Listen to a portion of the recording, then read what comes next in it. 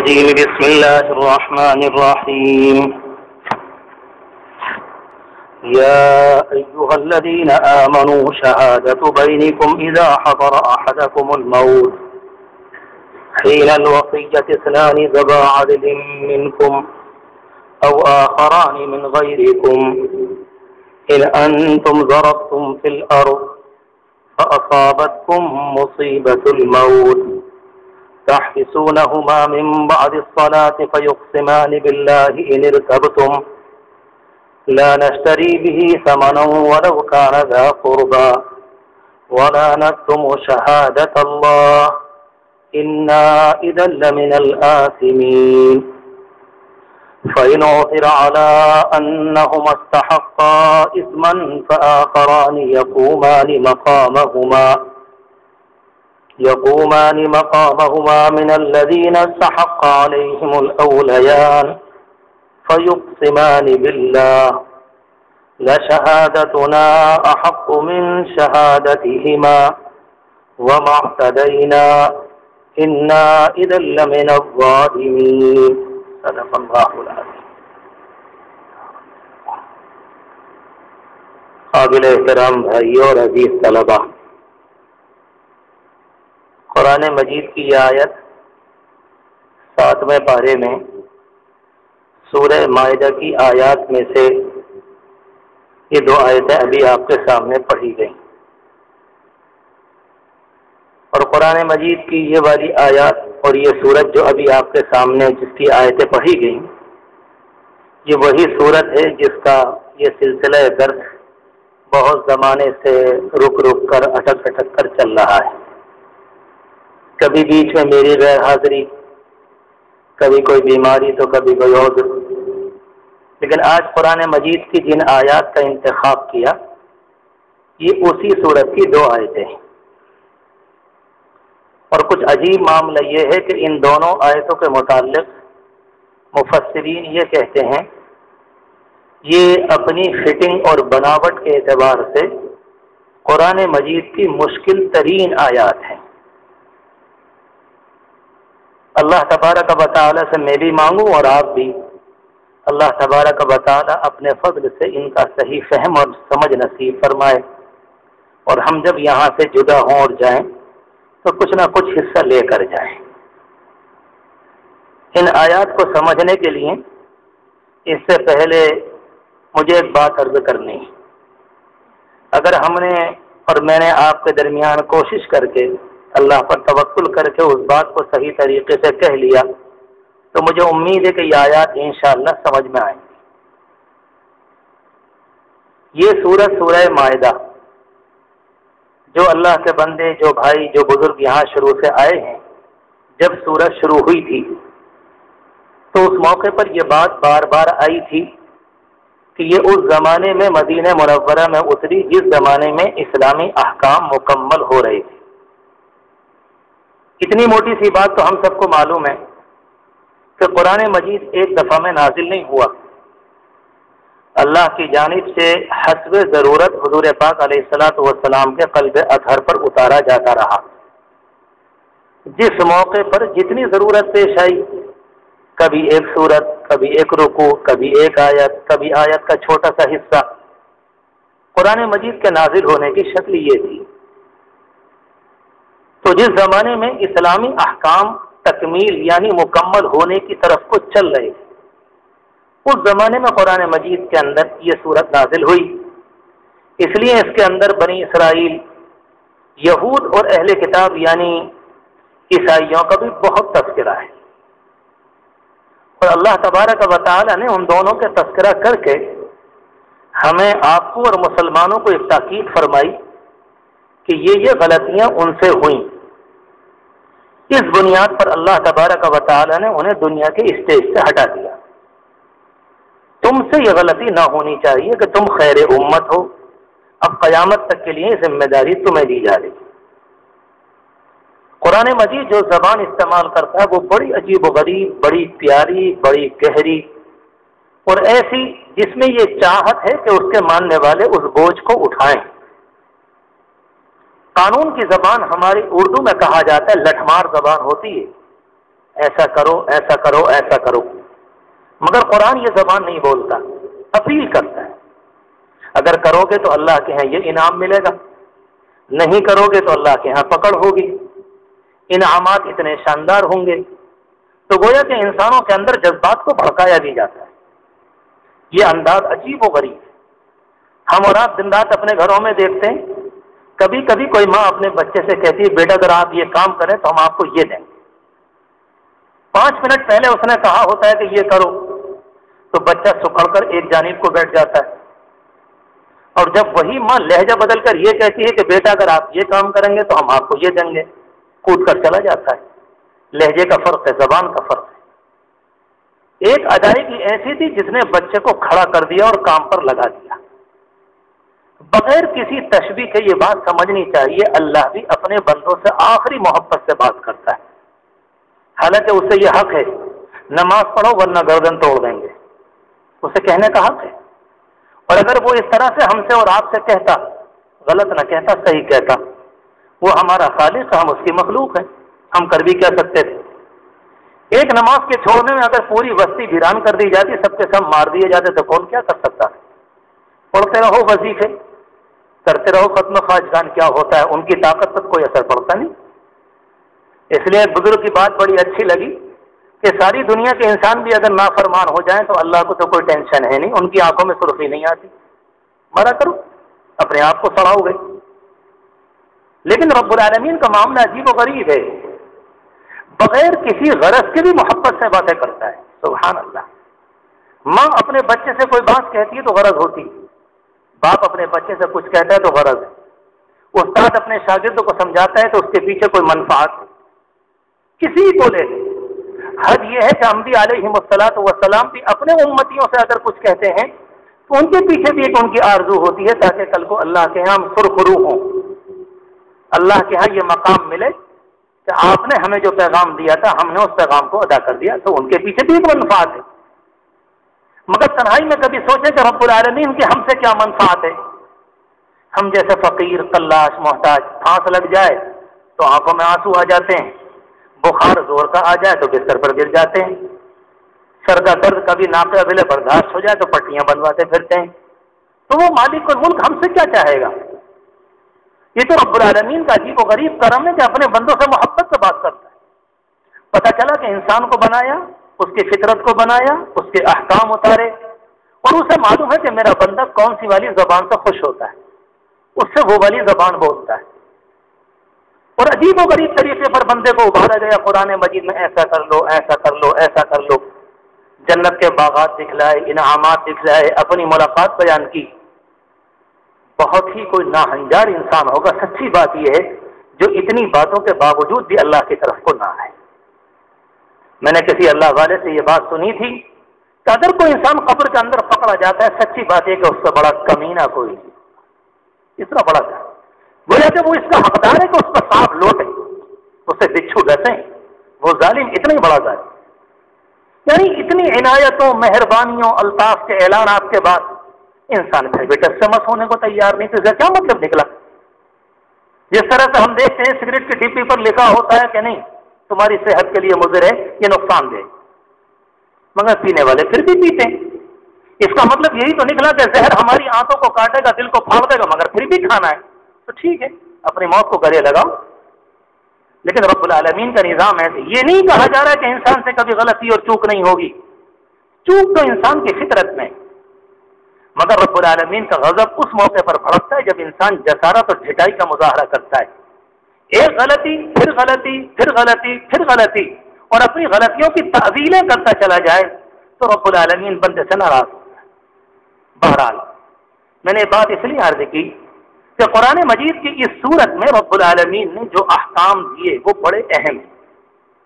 اس سے پہلے شکار میں کیا حالت حج میں، حالت احرام میں کیا پابندیاں ہیں وہ بھی آئیں، جن لوگوں کو میدان سے ہٹایا وہ بھی آئیں، اور بار بار امت مسلمہ کو ایک ذمہ داری دی کہ اب تم کھڑے کیے گئے ہو، خبردار تم سے گڑبڑی نہ ہو۔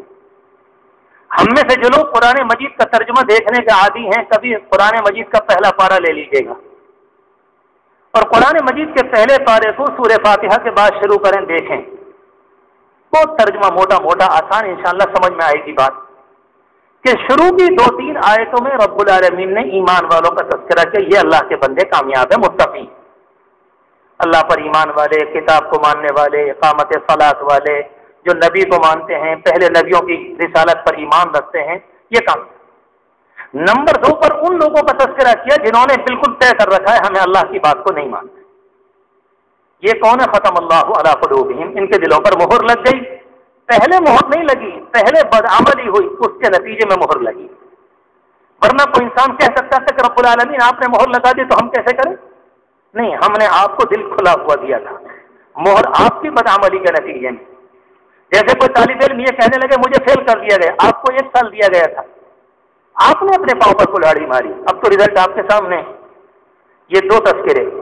उसके बाद कुरान मजीद की आयत में तीसरा तस्करा एक और भी गिरोह है जो मदीना मुनव्वरा में बिलखुसूस पाया गया और आज भी किसी न किसी शक्ल में पाया जाता है। हम और आप उसके मुताल्लिक फैसला तो नहीं कर सकते, मगर वो तबका तो पाया जाता है। वो है जो जाहिर में अल्लाह से ईमान की बातें करते हैं, अंदरून खाना रब्बुल आलमीन को नहीं मानते। इनको मुनाफिकीन का तबका कहा गया। ये 3 है। इसके बाद कुरान मजीद को उठाएं, पहले पारे को लेकर कौन पारे तक चले जाइए, 14वें रुकू तक तकरीबन अल्लाह ने बनी इसराइल का तज़किरा किया। सच कहता हूं, जिस मौके पर पहली मर्तबा मजमून के एतबार से निगाह पड़ी, एक दफे को तबीयत हिल कर जा पड़ी। सवाल ये पैदा होता है, कुरान मजीद की इब्तिदा में मैं और आप तो मुसलमान हैं, मुझे और आपको इस्लामी घर मिला है, मुसलमान वालिदैन मिले, हमें और आपको ये बातें आसानी से समझ में नहीं आती। आप अपने जहन में एक ऐसा नौजवान लेकर आइए जो कुरान मजीद को पहली मर्तबा देख रहा हो, जिसने कल इस्लाम कबूल किया। अमेरिका में, लंदन में, बरतानिया में, कनाडा में, अमेरिका, सैकड़ों हजारों इस तरह के लोग मिलते हैं। जिस बेचारे को पहले कभी इस्लामी माहौल नहीं मिला, कलमा पढ़ा, इस्लाम में दाखिल हुए, अब वो कुरान मजीद लेकर पढ़ता है तो वो कहता है भाई ये क्या बात हुई? पहले ईमान वालों का तज़किरा, नंबर 2 पर काफिरों का तज़किरा, नंबर 3 पर मुनाफिकीन, और उसके बाद तकरीबन 14 रुकू तक बनी इसराइल का तज़किरा। खुद ब खुद एक सवाल पैदा होता है, मालिकुल मुल्क जब आपको दुनिया के अंदर अपनी बात को आम करना था, आपने पुरानी कौमों को क्यों हटाया और एक नए नबी के जरिए नई उम्मत क्यों बसाई? एक सवाल पैदा होता है। मेरे और आपके जहन के अंदर तो मोहब्बत है, हम और आप चाहे ना चाहे रब्बुल आलमीन को मानते हैं, इनकार करते हुए डर लगता है कि जबान से इनकार निकला और कुफ्र की डिग्री हमारे ऊपर आई। हम और आप ऐसे माहौल में नहीं है। एक ऐसे माहौल को सोचे जहां पर दीन की अमलदारी ना हो, जहां पर दीन ना हो। बहुत से नौजवान बेचारों को ऐसा माहौल नहीं मिला। मैंने शायद कल ही किसी मौके पर जिक्र किया, शायद कल की बात है कि मैं देहरादून गया अपने एक भाई को लेकर, एक मुसलमान घराने में ठहरा हुआ था। मैंने कहा भाई आपके चारों तरफ तो गैर मुस्लिम है, कैसे जिंदगी गुजरती होगी? कहने लगे बहुत अच्छे लोग हैं, बहुत अच्छे। मैंने क्या मसला है, क्या खास बात अच्छी? बोले वो सब हमारी ईद में शरीक होते, हम उनकी होली दिवाली में शरीक होते। और इस बात को बड़े अजीब गरीब तरीके पर बयान कर, मैं तो हिल कर जाता कि इस अल्लाह के बंदे ने कहने को कौन सी बात कह दी। वो हमारी ईद में शरीक हो जाए कोई मसला नहीं है। इस्लाम कोई सुलह कुल मजहब नहीं है कि सबको लेकर चलो, नहीं, बिल्कुल नहीं। रवादारी सबसे होगी, मोहब्बत सबसे होगी, इंसानियत तोहफे तहाइफ सबको दिए जाएंगे, मगर कलमा अपना होगा और इस पर बाल बराबर फर्क नहीं आएगा। इस्लाम गैरतमंद गयूर है। तो 14वें रुकू तक आप पढ़ते हुए चले जाएं। अगर कोई गैर मुस्लिम आज इस्लाम में आता है, वो पढ़ेगा तो वो क्या सोचेगा कि जी 3-4 आयतों के बाद पुरानी कौमों की दास्तान बयान कर दी, एकदम फिरौन का पूरा वाकया, और उसके बाद उनकी कहना चाहिए बदअमली, उनका फिस्को फजूर, उनकी नाफरमानी, अंबिया को कत्ल करना और किताबों में तब्दीली करना, सब कुछ बयान किया रब्बुल आलमीन ने। गोया कि एक सवाल जहन में आया कि कोई आदमी अगर ये मालूम करे कि भाई ऐसा क्यों हो रहा है दुनिया में, ये सारी बातें क्या है, गोया के सवाल का जवाब यह है कि पुरानी कौमों को इसीलिए हटाया गया, जमीन में रहने का अपना जवाब उन्होंने खो दिया। अब तुम जमीन में स्टेज के ऊपर रहने का हकदार नहीं हो। हमने तुम्हें 1 साल नहीं, हमने तुम्हें हजारों साल दिए, मगर तुमने अपने आप अपनी मत के ऊपर, तुमने अपने आप अपने पांव पर कुल्हाड़ी मारी, तुमने अपने आप पर जुल्म किया। उन आयात को पढ़कर देख ले, वमा ज़लमहुमुल्लाह, रब्बुल आलमीन फरमाता है हमने किसी पर जुल्म नहीं किया, इन्होंने अपने आप पर जुल्म किया। पूरी कहानी बयान की। गोया कि अगर हम किसी को हटा रहे हैं तो ऐसा नहीं कि ताज्जुब है, اللہ کے یہاں حزبیت نہیں، اللہ کے یہاں پارٹی پن نہیں ہے کہ جی یہ ہماری پارٹی ہے اس لیے یہ کچھ بھی ہو جائے ہم ان کو باقی رکھیں گے، اور یہ ہمارے غیر ہیں یہ کتنے شاندار ہو ہم ان کو ہٹائیں گے۔ حاشا بک، اللہ رب العالمین تو عادل ہے، عدل و انصاف تو اس کی ذات سے دنیا کو ملا ہے، تو وہ غیر عادلانہ باتیں کیسے کرے گا؟ یہ تو ناممکن ہے۔ تو گویا کہ ایک ایک چیز کو بیان کیا، فلاں موقع پر تم نے یہ کیا، فلاں موقع پر تم نے یہ کیا، فلاں موقع پر تم نے نبیوں کو قتل کیا، فلاں موقع پر کتابوں میں تحریف کی، فلاں موقع پر فلاں موقع پر، گویا کہ 14 رکوع میں یہ بات بتلا دی کہ تم نے دنیا میں رہنے کا، اپنی سرداری کا مقام تم نے کھویا، اب وقت آ گیا ہم تمہیں اٹھا کر ہٹاتے ہیں اور تمہاری جگہ ایک نئی قوم لے کر آتے ہیں۔ اس لیے 14ویں رکوع کے بعد ایک دم ابراہیم علیہ السلام کا تذکرہ، جن میں آگے چل کر حضور پاک علیہ السلام تشریف لائے۔ یہ ہے قرآن مجید کا بیان جو سمجھنا چاہیے۔ تو میں نے عرض کیا ابراہیم علیہ السلام کا تذکرہ آیا، اور اس کے بعد کچھ ہی 3-4 رکوع کے بعد غالباً دوسرا پارہ شروع ہوتا ہے۔ دوسرے پارے کے شروع میں جملہ ہے، اس سے قرآن مجید کی اس واقعے سے جس کی جانب اشارہ کر رہا ہوں یہ آیت سمجھ میں آئے گی، اس لیے ذرا تفصیل میں گیا۔ رب العالمین نے اس موقع پر فرمایا وَكَذَلِكَ جَعَلْنَاكُمْ أُمَّةً وَسَطًا، امت مسلمہ سے کہا اب ہم نے تم کو درمیانی امت بنایا ہے۔ دو چیزوں کے درمیان جو چیز ہوتی ہے وہ درمیانی کہلاتی ہے، معتدل ہوتی ہے۔ ایک حصہ بہت اونچا ہو، ایک حصہ بہت نیچا ہو، بیچ کا جو ہوگا وہ پلین کہلاتا ہے کہ یہ اچھا ہے، یہ ٹھیک ہے۔ تو بیچ والا جو حصہ معتدل کہلاتا ہے وہ ٹھیک ہوتا ہے۔ اس لیے رب العالمین فرماتا ہے ہم نے تم کو امت وسط بنایا۔ اور ایک بہت بڑی غلط فہمی کا ہم سب شکار ہیں، امت مسلمہ کوئی قوم نہیں، غلط سمجھتے ہیں۔ قوم وطن کی بنیاد پر ہوتی ہے، ہندوستانی قوم، سنبھل کی قوم، امریکن قوم، برطانیہ کی ایک قوم، وطن کی بنیاد پر، رنگ کی بنیاد پر، گورے چمڑے کی بنیاد پر، کالے ہونے کی بنیاد پر ایک قوم کہلائے گی۔ مگر جب امت بڑھے گی تو اللہ کے رسول نے قوم تیار نہیں کی، ایک امت تیار کی تھی۔ امت میں کالے گورے سب ہوتے، قوم میں اگر چینی قوم ہے تو اکیلے چینی ہوں گے، کوئی غیر نہیں ہوگا۔ اگر اکیلے کالوں کی قوم ہے تو اکیلے کالے ہوں گے، اس کے علاوہ کوئی نہیں ہوگا۔ برطانیہ والے اپنے آپ کو مانتے ہیں، جرمنی والے اپنے آپ کو مانتے ہیں، غیر اپنے آپ کو مانتے ہیں، کوئی غیر نہیں ہوتا۔ حضور پاک علیہ السلام نے قوم نہیں بنائی، امت بنائی۔ بلال حبشی بھی تھے اور ایران کے آئے ہوئے سلمان فارسی بھی تھے، ٹوٹے لولے لنگڑے بھی تھے، اپاہج بھی تھے، معذور بھی تھے، نابینا بھی تھے، اور مکہ مکرمہ کے رہنے والے یمنی، حجازی، قحطی، عدنانی، قحطانی، ساری کی ساری امت، اور سب کو آپ نے کلمے میں لا کر ایسا دھاگے کے اندر بالکل باندھ دیا کہ ہر اللہ کا بندہ ہر ایک دوسرے کا محبت کرنے والا اور احترام کرنے والا۔ تو پتہ چلا کہ پہلے قوم کو ہٹایا، اس کے بعد امت مسلمہ کو جگہ دی گئی، اب تم ہو۔ اور اس کے بعد آگے چل کر پھر ایک جملہ فرمایا کنتم خیر امت، کہ تم سب سے بہتر امت۔ کیا قرآن مجید کا انداز بیان ہے؟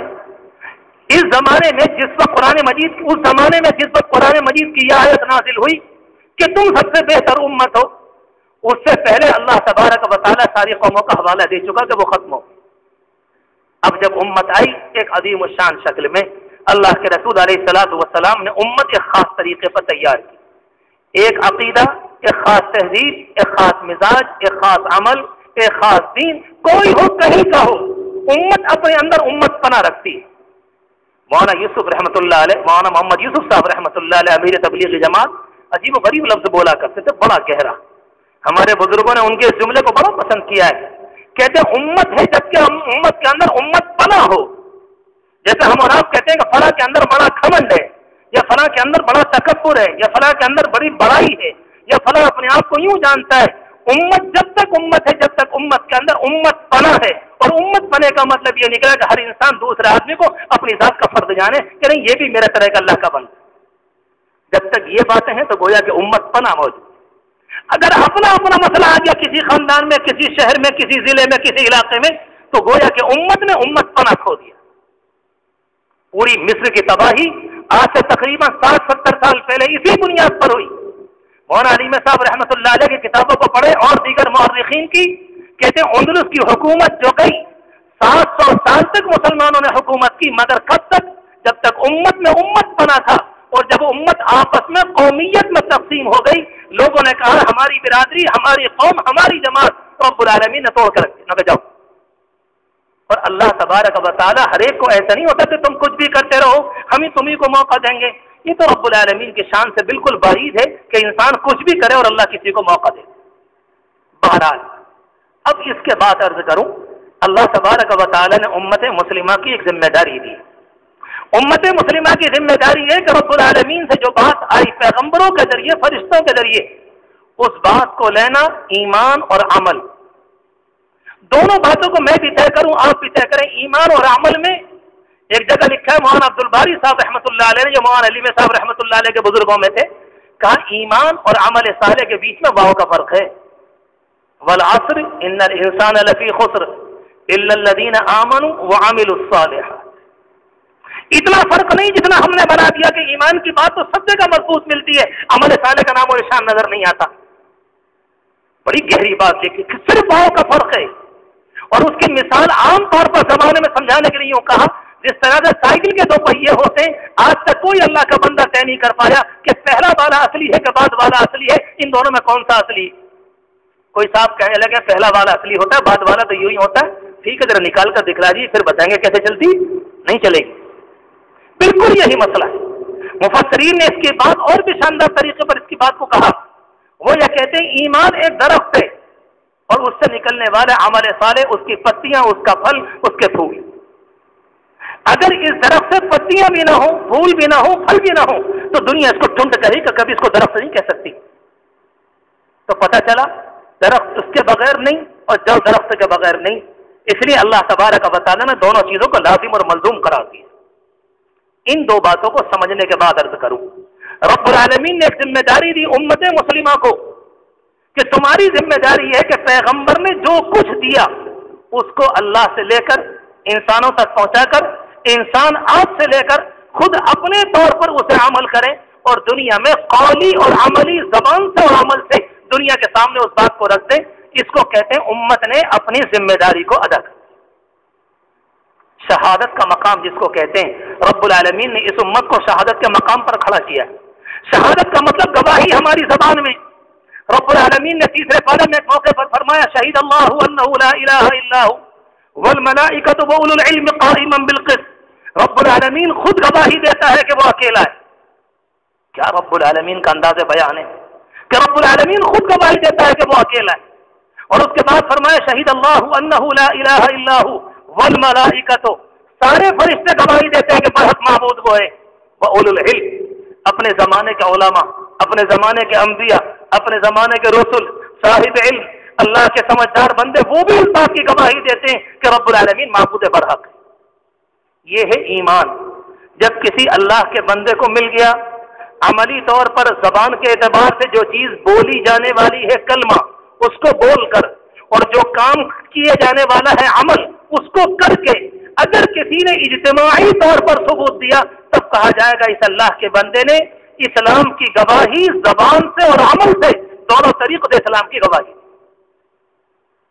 حضور پاک علیہ الصلوۃ والسلام کی پوری زندگی ذرا پڑھ کر دیکھ لیں، تب اندازہ ہوگا کہ عمل کی گواہی کیسے دی جائے۔ مکہ مکرمہ کے 13 سال اور مدینہ منورہ کے 10 سال کیا ہیں؟ کہیں پر زبان کی گواہی اور کہیں پر عمل کی گواہی۔ پوری زندگی آپ نے اور آپ کے صحابہ کرام نے جو بات لی اس کو آگے بڑھایا، جو بات لی اس کو آگے بڑھایا۔ عمل کے طور پر آپ کو نماز میں دیکھا، نماز لی، اس کو آگے بڑھایا پڑھ کر۔ آپ سے دعا لی، دعا کر کے اس کو آگے بڑھایا۔ آپ سے رونا لیا، رونا کر کے اس کو آگے بڑھایا۔ کوئی ایک صفت بھی حضور پاک علیہ السلام کی ایسی نہیں کہ صحابہ کرام نے اس کو لے لیا ہو اور اپنے اندر رکھ لیا ہو اور اس کو آگے نہ بڑھایا ہو۔ اس کو کہتے نہیں، ایسا کبھی نہیں ہوا۔ شہادت کے معنی گواہی کا دینا، رب العالمین کے دین کی، رب العالمین کی ذات کی، رب العالمین کی صفات کی، اس کے دین کی گواہی کے نہیں کہ رب العالمین نے جو کچھ فرمایا وہ برحق ہے، جو چیز قول کے اعتبار سے، جو چیزیں عمل کے اعتبار سے۔ اتنی لمبی چوڑی تفصیل کے بعد بات سمجھ میں آئے گی کہ امت مسلمہ شہادت کے مقام پر ہے آج بھی۔ اس لیے میں نے تفصیل کے ساتھ عرض کیا، اللہ تبارک و تعالی نے کلام پاک میں 2 موقعوں پر فرمایا، یا ایھا الذین آمنوا کونوا قوامین بالقسط، اے ایمان والو انصاف کے ساتھ کھڑے ہو۔ ساری دنیا کدھر کو جا رہی ہے اس سے کوئی مطلب نہیں، ساری دنیا کے لوگ کیا کہہ رہے ہیں، کیا بول رہے ہیں، کیا عمل کر رہے ہیں، کدھر کو جا رہے ہیں، کدھر کو پی رہے ہیں، اس سے کوئی مطلب نہیں۔ اپنی راہ الگ ہے، لکم دینکم ولی دین، اپنی راہ بالکل الگ ہے۔ کونوا قوامین بالقسط، کچھ بھی ہو جائے تمہیں انصاف کی بات کہنی۔ जिस जमाने में सारी दुनिया ये कह रही हो कि बेहयाई असल है, उस जमाने में अगर एक भी अल्लाह का बंदा वो खड़े होकर ये कहेगा नहीं बेहयाई गलत है, हया असल है, इसको कहते गवाही देना, कुछ भी हो जाए। अगर किसी अल्लाह के बंदे ने इंफरादी तौर पर दी तो कहा जाएगा इंफरादी तौर पर दी, अगर इज्तिमाई तौर पर दी तो इज्तिमाई तौर पर, किसी ने शहर के एतबार से दी तो शहर के एतबार से, किसी अल्लाह के बंदे ने 2, 3, 4 को लेकर गवाही दी तो 4 के एतबार से। मगर जो अल्लाह का बंदा करेगा उसके हिस्से में ये बात आएगी, और जो अल्लाह का बंदा इसको अंजाम नहीं देगा उसके हिस्से में ये बात नहीं आई। ये तो एक अमली किरदार है कि सहाबा किराम ने उसको करके बतलाया और वो चीजें आगे मुंतकिल होती चली गई। इसलिए आता है कि तकरीबन 900 साल तक या कम अज कम 800 साल तक इख्तिलाफात 8 में, 9 में, 10 में ये ज्यादा आए, वरना 800 साल तक उम्मत ने इज्तिमाई तौर पर गवाही दी है इस्लाम की, और सारी दुनिया के अंदर इस्लाम इतना कामिल, इतना मुकम्मल, इतना मजबूत कि इंसानों के तसव्वुर में नहीं। 800 साल तक तो अजीब व गरीब निजाम था इस दुनिया के अंदर। 8 में कमजोरी आई, 9 में कमजोरी और बढ़ी, 10 के अंदर वो हालात है कि रब्बुल आलमीन ने मुसलमानों को स्टेज से उठाकर रख दिया और कहा कि ठीक है हम किसी और को मौका देते। यूरोप की कौमें बाद में आई हैं दुनिया के अंदर। जिस जमाने में हुजूर पाक अलैहिस्सलातु वस्सलाम दुनिया में आए उस जमाने के फ्रांस का हाल पढ़ लें। उस जमाने में, इस जमाने के फ्रांस में जहां पेरिस है, इस जमाने का शहर जहां पर उसकी राजधानी है, उस जमाने में वहां छप्परों के घर थे, लोग गधे पाला करते थे, उनके पास तरक्की नाम की कोई चीज नहीं थी। जिस जमाने में अल्लाह के रसूल दुनिया में आए और अपनी दावत का इजहार फरमाया, ये उस जमाने की तरक्की। ये तो आपके आने के बाद दुनिया में उजाला हुआ है। जिन लोगों ने आपको माना, ये बात मोहब्बत की नहीं, हक व इंसाफ की।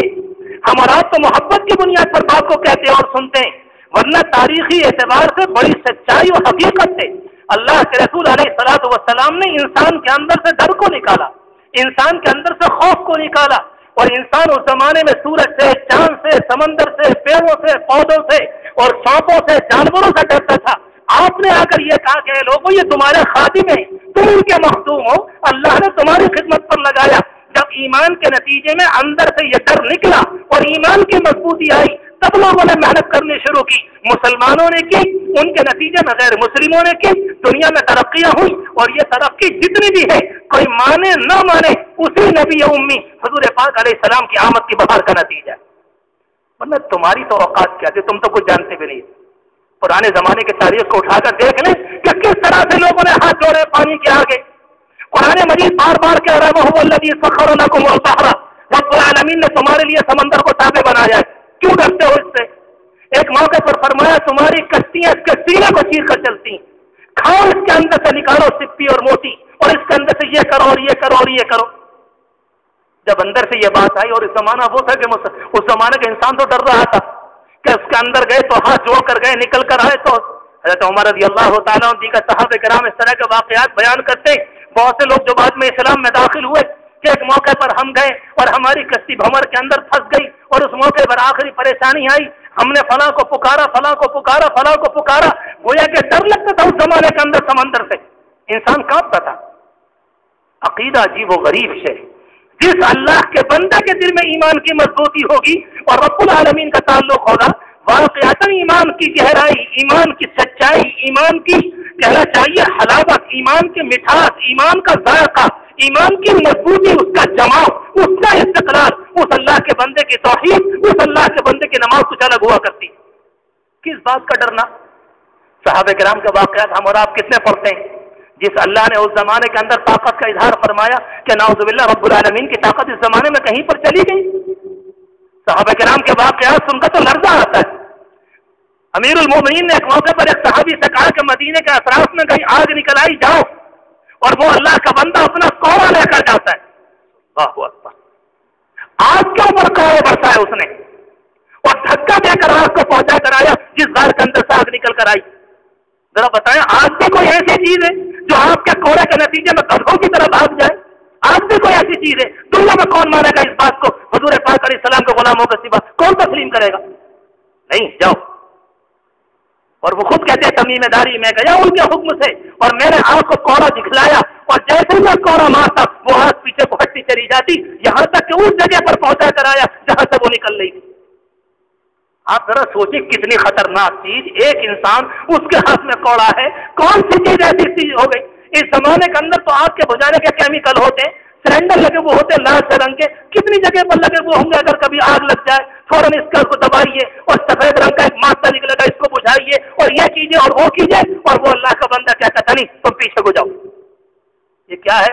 सिर्फ हुजूर पाक अलैहिस्सलाम की दी हुई तौहीद और लाया हुआ निजाम जब इंसानों के अंदर मजबूती में आया, उसके नतीजे में ये नमूना एक दो नहीं कितने नमूने सामने आए। अल्लाह तबारक व तआला को जर्रा नसीब फरमाए। मैंने अर्ज किया कि ये उम्मत थी जिसके अंदर उम्मत की मजबूती थी।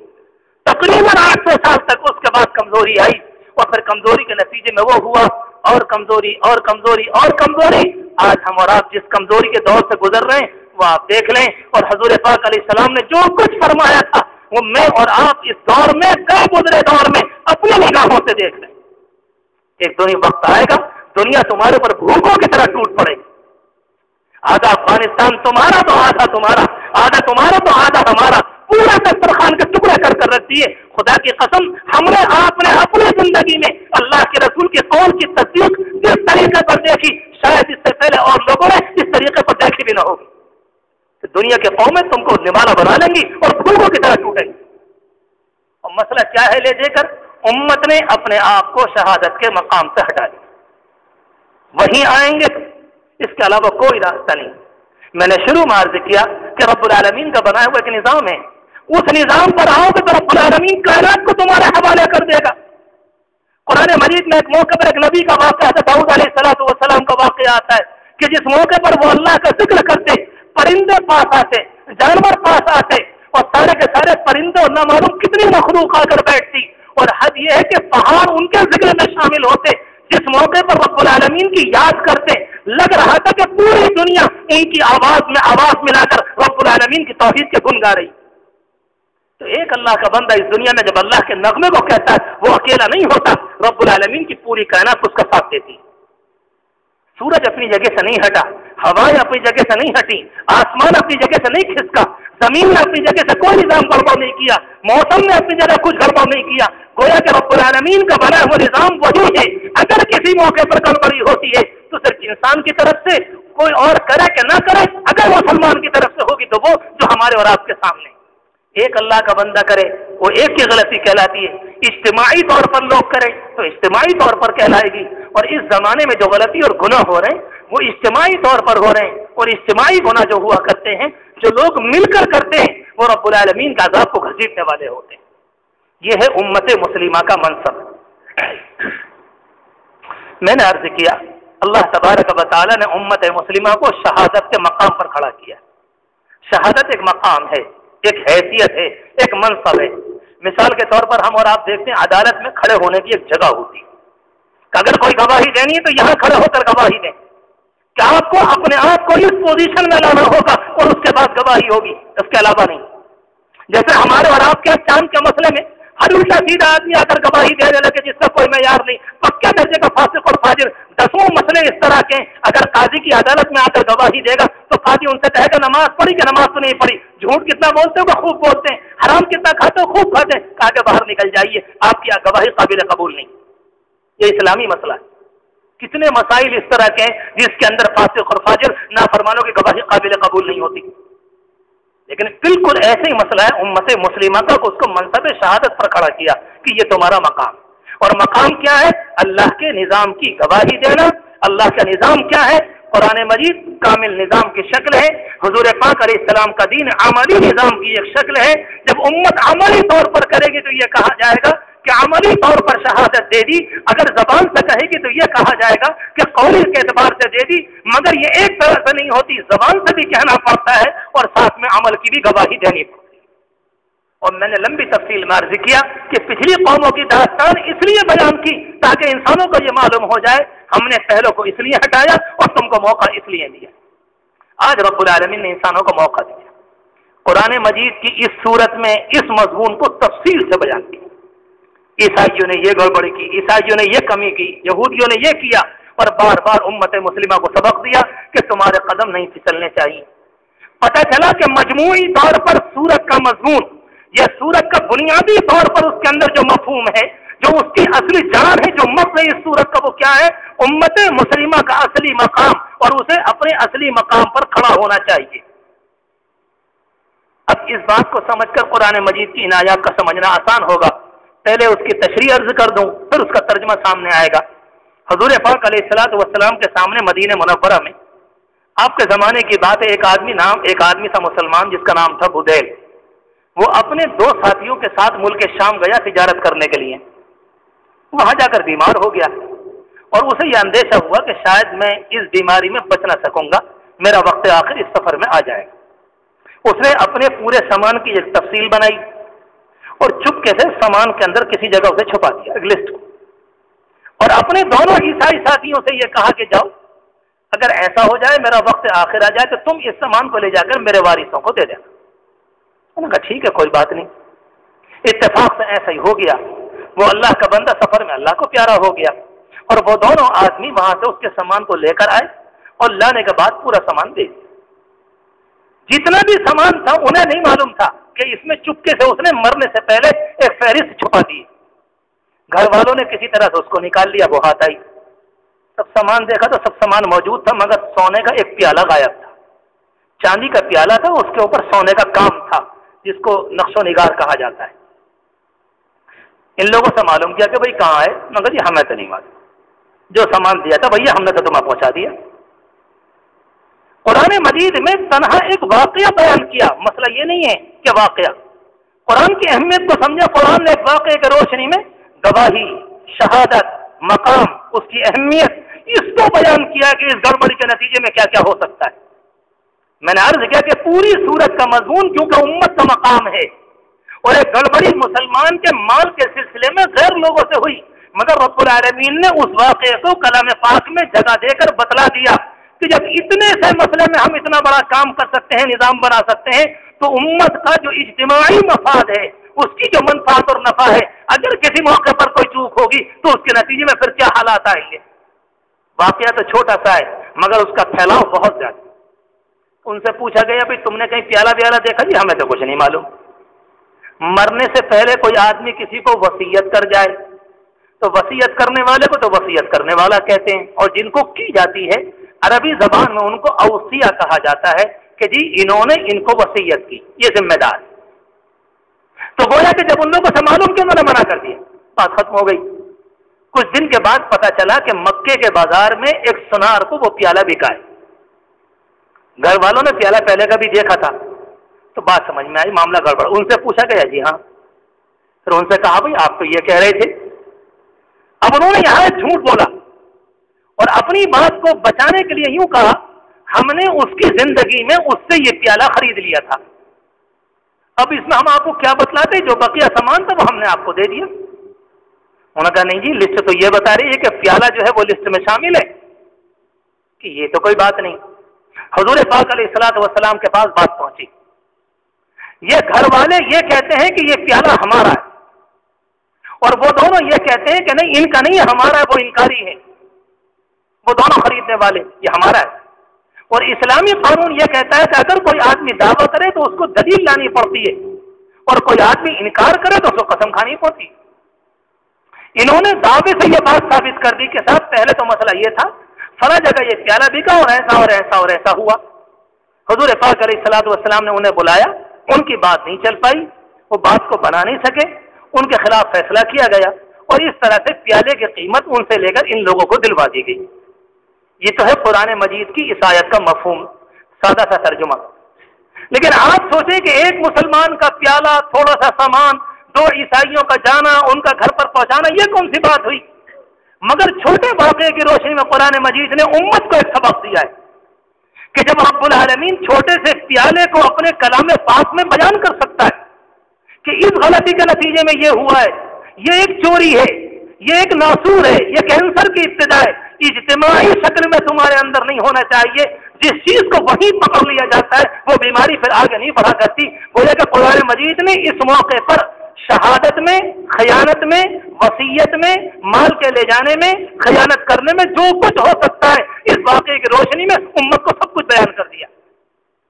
ہم اور آپ دیکھتے ہیں کہ اس دنیا کے اندر جب بھی کچھ واقعہ ہوتا ہے تو کوئی نہ کوئی تو سبب ہوتا ہے اس کا. کسی اللہ کے بندے کا ایکسیڈنٹ کے نتیجے میں انتقال ہو جائے، ٹرک کے نیچے آ گیا، ایک جواب تو اس کا یہ ہے جی آخری وقت آ گیا تھا، مگر ظاہر ہے ایک حادثہ ہوا، ایک ٹکر ہوئی، اس بیچارے کو پتہ نہیں چلا، اس کے بریک فیل ہو گئے یا بیچارہ نابینا تھا کہیں ٹکرا گیا، تو کوئی نہ کوئی تو وجہ بنتی ہے، اس کے بعد کوئی واقعہ دنیا میں پیش آتا ہے۔ جب ایک واقعہ پیش آیا تو رب العالمین نے اس کو کلام پاک میں فرما دیا کہ شہادت کے مقام میں گڑبڑیاں اگر ہوں گی، اس چھوٹے سے واقعے سے سمجھ لو کہ تمہارے قدم کہاں کہاں چوکیں گے اور تم کیسی کیسی مار کھا سکتے ہو۔ ارشاد فرمایا یا ایھا الذین آمنوا، اے ایمان والو، شہادت بینکم، بڑا عجیب و غریب واقعہ ہے، تمہارے درمیان گواہی۔ میں نے تفصیل سے عرض کیا، امت کا مقام سمجھے، امت کا اصلی مقام گواہی ہے۔ ہم دنیا میں اس لیے ہیں، کھانا پینا رہنا سہنا مکانات تعمیر سب بعد میں، یہ تو ہمارے ضمنی ضروریات ہیں۔ نمبر ایک پر ایک مسلمان کی ذمہ داری ہے کہ اس دنیا میں رب العالمین کی ذات کی گواہی اور اس کے دین کے برحق ہونے کی گواہی دے، ہر مسلمان کی ایک ذمہ داری لازمی طور پر۔ فرمایا اے ایمان والو، تمہارے درمیان گواہی، اذا حضر احدکم الموت، جب تم میں سے کسی کو موت کا وقت آ جائے۔ کب؟ حین الوصیتی، وصیت کا موقع ہو۔ واقعہ میں عرض کر چکا، موت کا وقت بھی ہے، وصیت بھی ہے، گواہی کا مسئلہ بھی ہے۔ فرمایا گواہی اس طرح سے ہوگی، اثنان ذوا عدل منکم، دو آدمی ہو تم میں سے بڑے عدل و انصاف والے۔ عدل و انصاف والے ایسے ہوں جس کام کی ذمہ داری انہیں دی جا رہی ہے وہ اچھے لوگ۔ آگے فرمایا او آخران من غیرکم، اگر سفر میں کسی اللہ کے بندے نے اسے کوئی ایسی حالت پیش آ گئی، ایک انسان بمبئی چلا جا رہا اور راستے میں انتقال ہونے کو ہے، اسے اندازہ ہو گیا کہ معاملہ بس چلاؤ کا ہے، یہ ضروری نہیں کہ مسلمانوں کو وصیت کرے، بلکہ قرآن مجید کی آیتیں بتلا رہی ہیں کہ اگر مسلمان ہو تو ان کو وصیت کر جائے، اور اگر نہ ہو تو یہ دیکھ لے کہ سامنے اچھی شکل و صورت کے جو غیر مسلم ہیں ان کو ذمہ دار بنا دے، اور گویا کہ ذمہ دار بنانے کے موقع پر پھر اللہ پر بھروسہ کرے کہ آگے چل کر کیا ہوتا ہے۔ او آخران من غیرکم، یہاں سے ایک بات اور ملتی ہے، قرآن کو سمجھنا چاہیے۔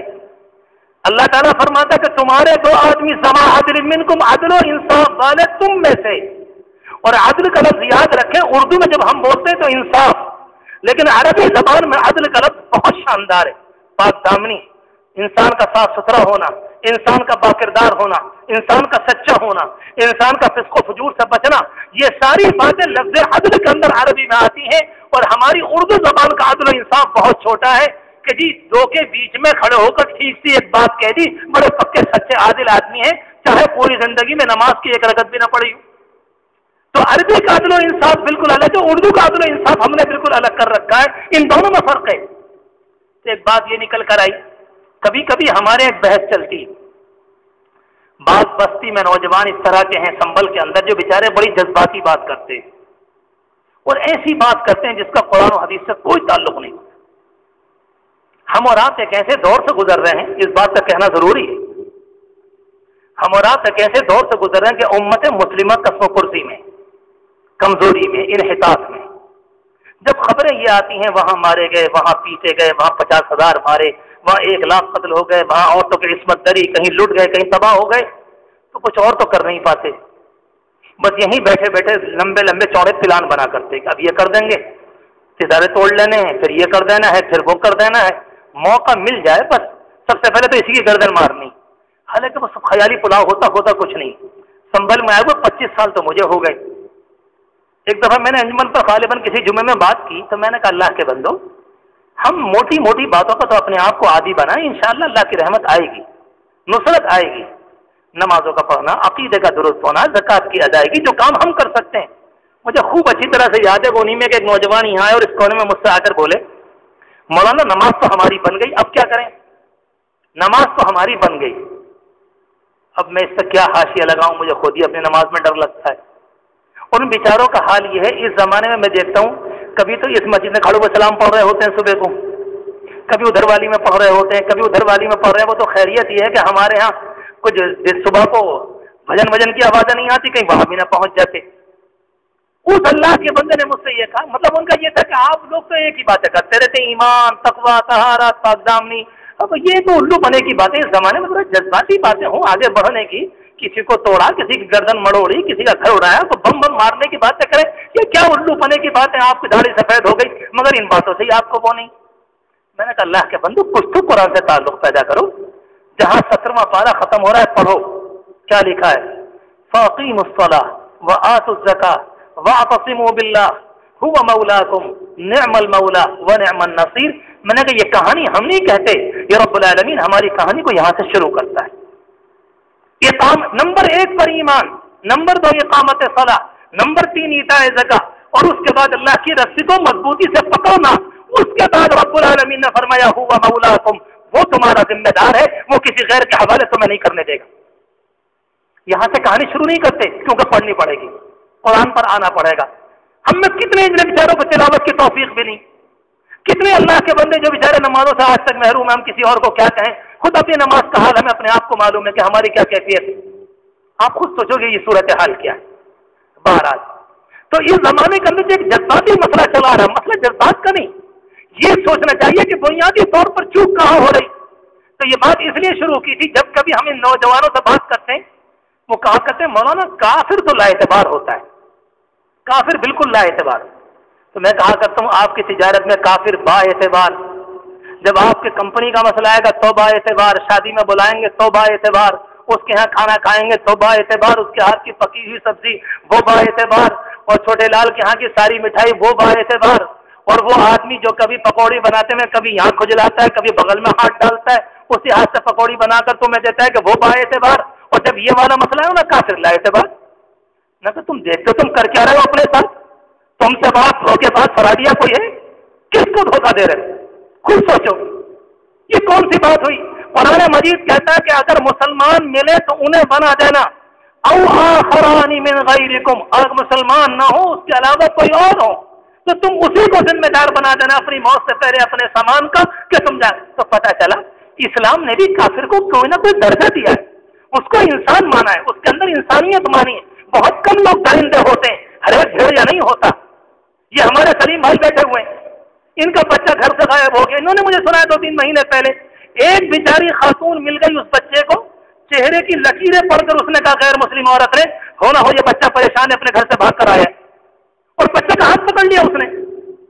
اور ہاتھ پکڑنے کے بعد لوگ اس سے آ کر کہتے ہیں چھوڑ دیجیے پولیس آ گئی.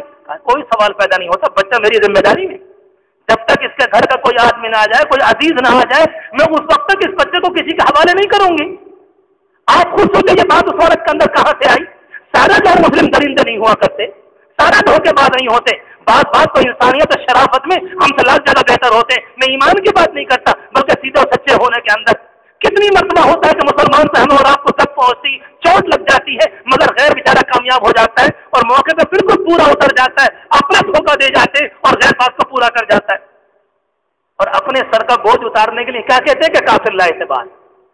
بالکل بے بنیاد باتیں. قرآن مجید کی عیسائیت کے بعد تو کوئی انسان کہہ نہیں سکتا، بلکہ قرآن مجید نے بھی اس کو گویا کہ کوئی نہ کوئی درجہ دیا ہے اور اس کی عزت کو، اس کی شرافت کو، اس کی انسانیت کو مانا اور کہا کہ ٹھیک ہے.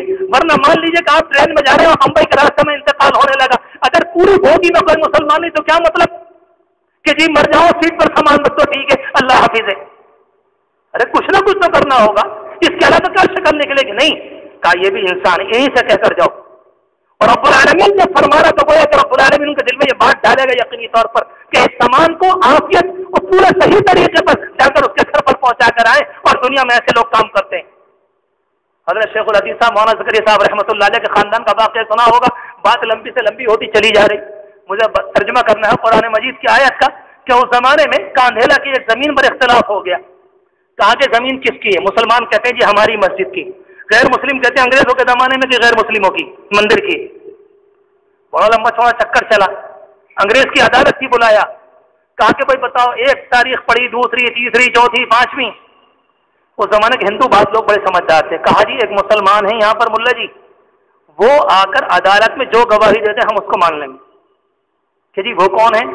حضرت شیخ الحدیث صاحب کے بزرگوں میں ایک بزرگ گزرے مفتی الہی بخش رحمۃ اللہ علیہ، ان کے بزرگوں میں. کہا کہ ان کو بلا لیجیے. انگریز کا نوٹس گیا کہ آپ آ جائیے اور مسئلہ آپ پر رکا ہوا ہے، دونوں جماعتیں ماننے کو تیار ہیں. انہوں نے کہا کہ میں نے قسم کھائی ہے کہ انگریز کا منہ نہیں دیکھنا ہے، لہذا وہ گھر کے باہر نہیں آتے اپنے علاقے میں، مجھے منہ نہیں دیکھنا تمہارا، غلامی کی زندگی نہیں. تو انگریز عدالت نے یہاں سے یہ بات کہی کہ آپ جب آئیں گے تو عدالت میں پردہ ڈال دیا جائے گا، پردے کے پیچھے کھڑے ہو کر گواہی دے دیں.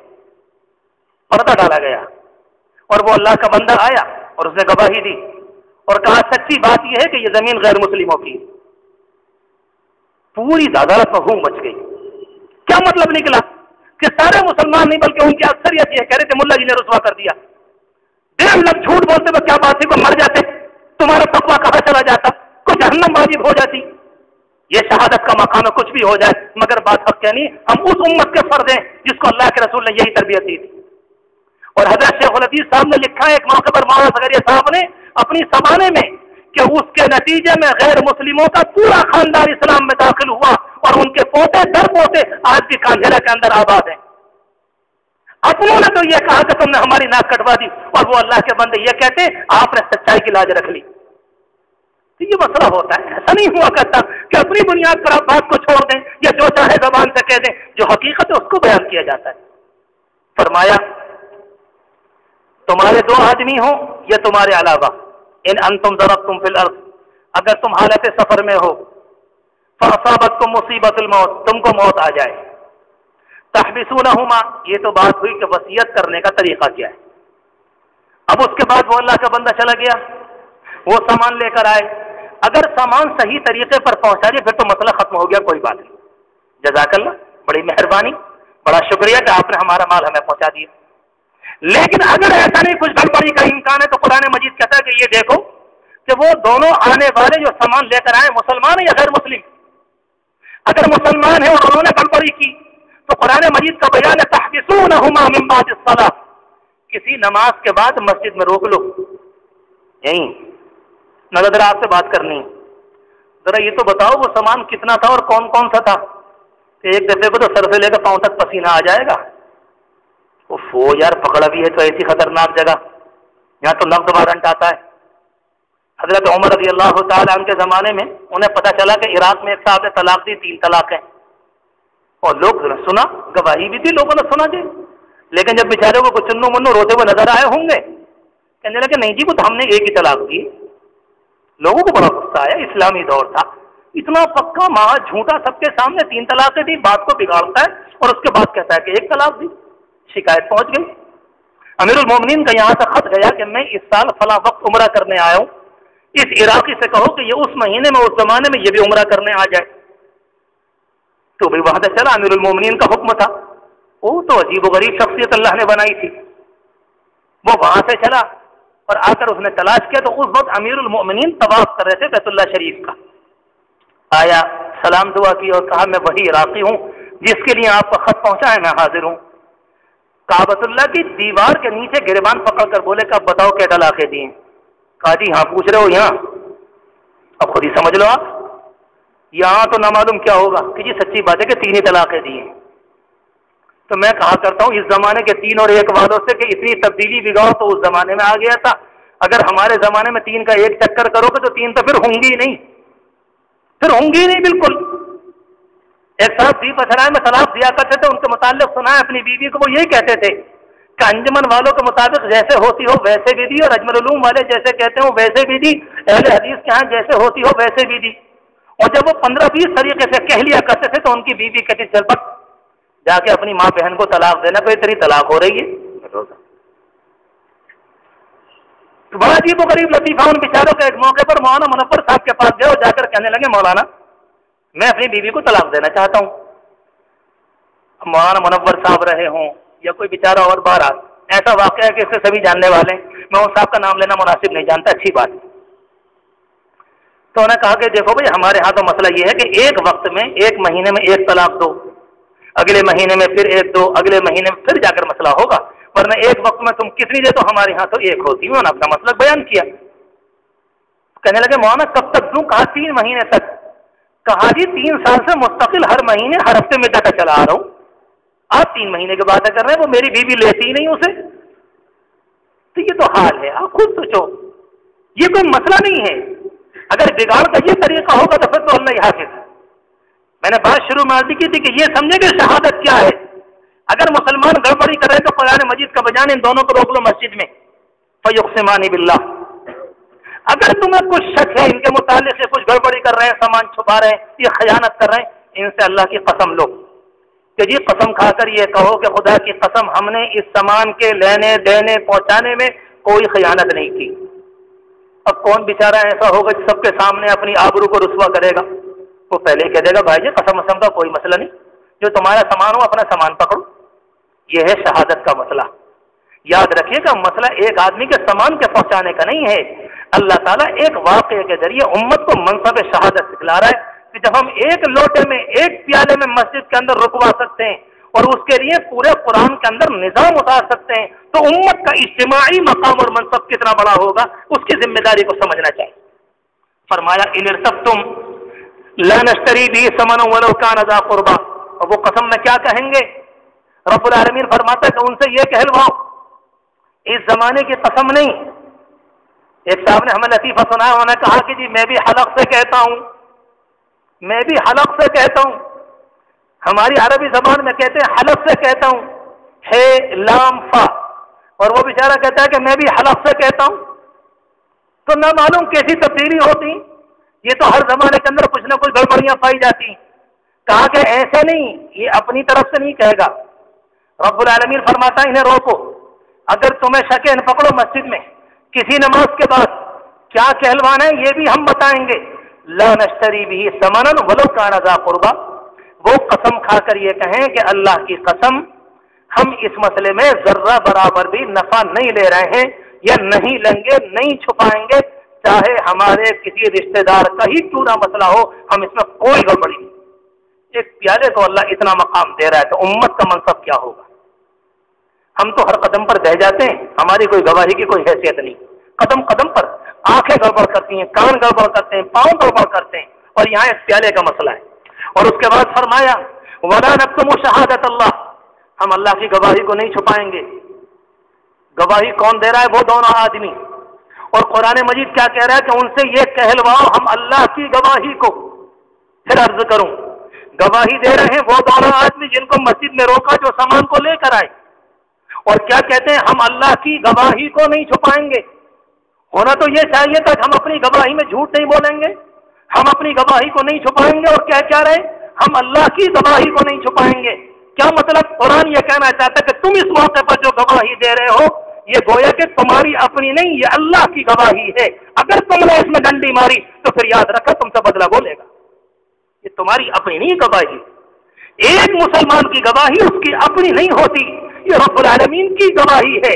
تم اگر سچ ادا کرو گے تو تم نے اس گواہی کو صحیح طریقے پر ادا کر دیا، اور تم نے کچھ گڑبڑی کی تو گویا کہ اپنی گواہی میں گڑبڑی نہیں کی، رب العالمین کی گواہی میں گڑبڑی کی۔ آگے فرمایا اِنَّا إِذًا لَّمِنَ الْآثِمِينَ، اگر ہم گڑبڑی کریں گے تب یقیناً گناہگاروں میں ہوں گے۔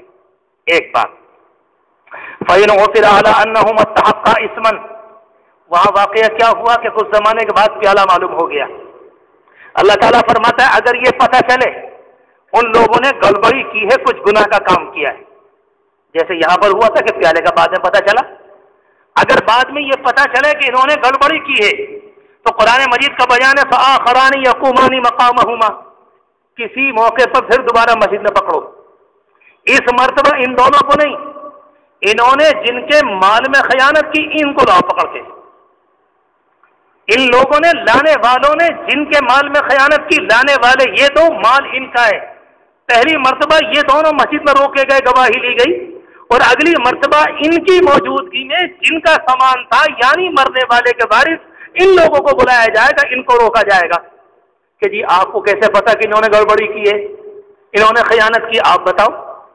وہ اپنی بات کہیں گے یقومان مقامہما من الذین استحق علیہم الاولیان، جن کے خلاف گڑبڑی کی ہے ان دو لوگوں نے، یعنی ان پہلے والوں نے جن کے خلاف انہوں نے گڑبڑی کی، ان میں سے لوگوں کو کھڑا کیا جائے گا۔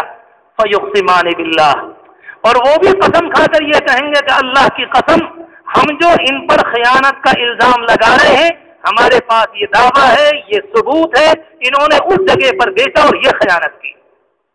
میرے مالک کیا اسلام ہے، خدا کی قسم، ایک پیالے کا مسئلہ اللہ کی نگاہ میں اتنا بلند کہ قرآن مجید کے اندر آیتیں فٹ کر دی اور قیامت تک پڑھی جائیں گی۔ صرف ایک مسلمان کا ایک پیالہ تھا، اس سے بتایا جائے گا اشارہ کر کے کہ امت میں منصب شہادت، منصب گواہی، مقام گواہی اللہ کی نگاہ میں کتنی بڑی چیز ہے۔ ایسا نہیں کہ تم نے منہ اٹھا کر کہہ دیا انہوں نے پیالے کو بیچا ہے فلاں سنار کو، نہیں، تم بھی میدان میں آؤ اور تم بھی گواہی دو اور تم بھی قسم کھاؤ اور اپنی گواہی پر جتنے ثبوت ہوتے ہیں وہ سب کچھ پیش کرو، اور اس کے بعد کیا کہو گے؟ لشہادتنا احق من شہادتہما، اس ثبوت کی بنیاد پر ہماری گواہی ان کی گواہی